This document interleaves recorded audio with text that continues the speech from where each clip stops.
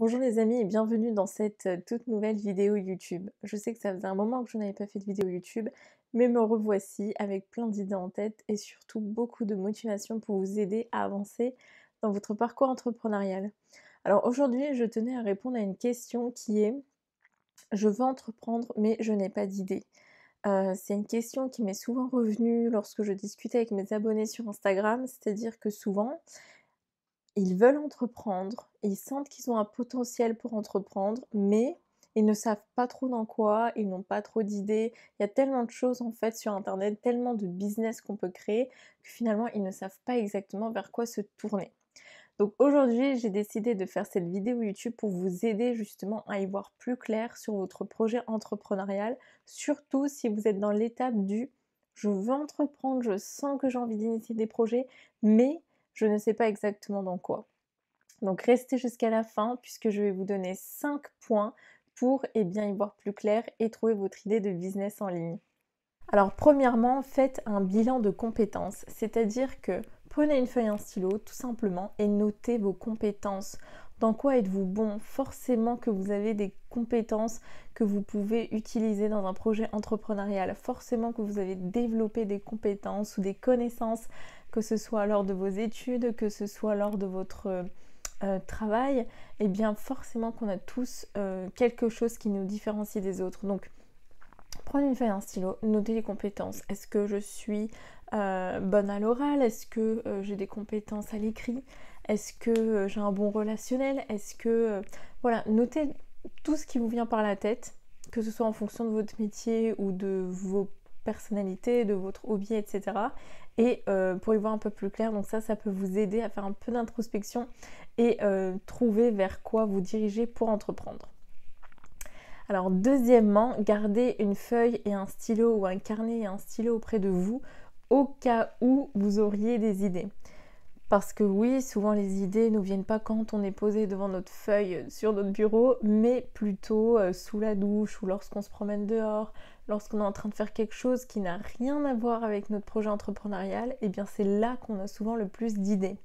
Quand on discute avec des amis, etc. Donc je vous conseille vraiment d'avoir de quoi noter, ou alors sur votre téléphone, voilà, vous gardez dans la partie notes quelques petites notes sur votre projet pour noter les idées que vous avez au fur et à mesure du temps. Même si ces idées ne se concrétiseront pas un jour ou l'autre, c'est toujours un bon moyen de garder ces idées. Peut-être que vous y reviendrez plus tard, peut-être que ça va vous aider à trouver une autre idée. Enfin, vraiment, juste garder le tout parce que personnellement, ça m'est déjà arrivé d'avoir une idée sur le moment et de me dire oh trop cool cette idée et tout, faudra vraiment que je mette ça en place, que ce soit une idée de vidéo YouTube, une idée de publication Instagram, etc. Et je suis persuadée sur le moment que je vais m'en souvenir puisque c'est mon idée, je viens de l'avoir. Et du coup de pas le noter puisque voilà, je sais très bien que je vais m'en souvenir et finalement quelques heures après on se dit mais attends, j'avais une superbe idée et je ne m'en souviens même plus de ce que c'était. Donc si vous ne voulez pas tomber dans ce piège-là, je vous conseille vraiment de tout noter. On ne sait jamais ce qui peut arriver par la suite. Troisièmement, donc demandez à votre entourage, tout simplement parce que votre entourage vous voit évoluer dans votre environnement et vous connaît beaucoup plus que ce soit des collègues de travail. Donc en fait, l'objectif est de leur demander, par exemple, 5 qualités et 5 défauts. J'ai fait cet exercice, c'est pas forcément facile, mais après on y voit beaucoup plus clair.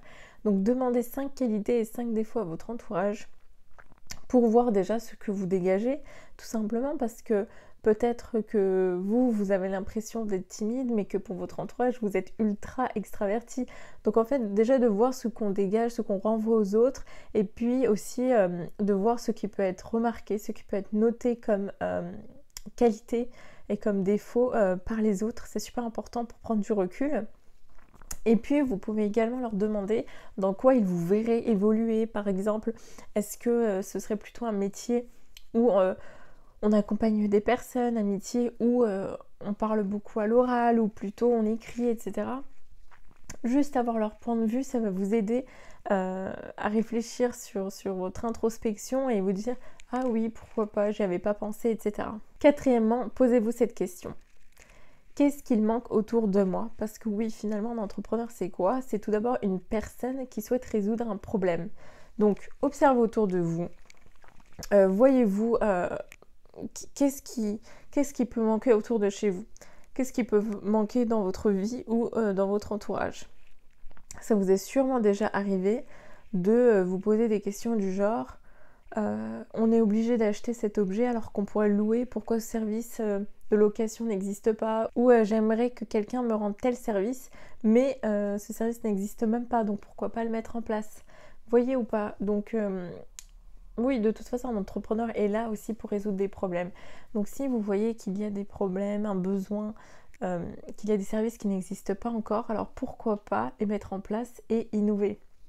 Ça peut être un bon moyen pour vous aussi de trouver votre idée de business et par la suite donc de passer à l'action. Cinquièmement et dernier point, réserve ta place dans Talents Reveal. Alors Talents Reveal, qu'est-ce que c'est? C'est un programme d'accompagnement que j'ai mis en place qui va t'aider, comme son nom l'indique, à révéler tes talents afin de gagner en confiance en toi et entreprendre, même si tu ne te sens pas légitime au départ. Alors oui, dans Talents Reveal, nous avons plusieurs modules dans lesquels j'utilise plusieurs outils de connaissance de soi pour t'aider au mieux. Donc des outils de connaissance de soi un peu plus scientifiques, des outils de connaissance de soi un peu plus spirituels comme le Human Design. En tout cas, tout est là, tous les exercices et tous les workbooks sont là pour t'aider à faire une introspection et à y voir plus clair afin de t'aider à trouver ton idée de business qui te correspondra en fonction de ta personnalité et de tes valeurs. Cette formation me tient beaucoup à cœur parce que j'ai bien vu que dans mon environnement, dans mes abonnés, dans mon entourage, il y avait des personnes qui souhaitaient entreprendre mais qui ne savaient même pas dans quoi le faire. Donc autant se poser, faire une petite introspection, utiliser des outils de connaissance de soi.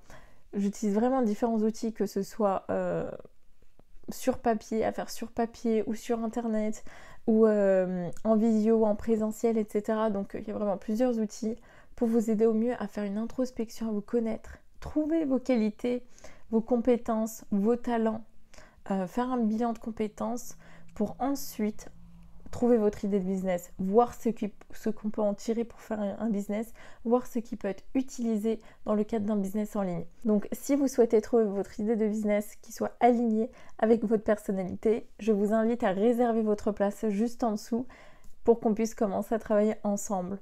En tout cas, je vous souhaite beaucoup de succès et je vous dis à très vite dans une prochaine vidéo.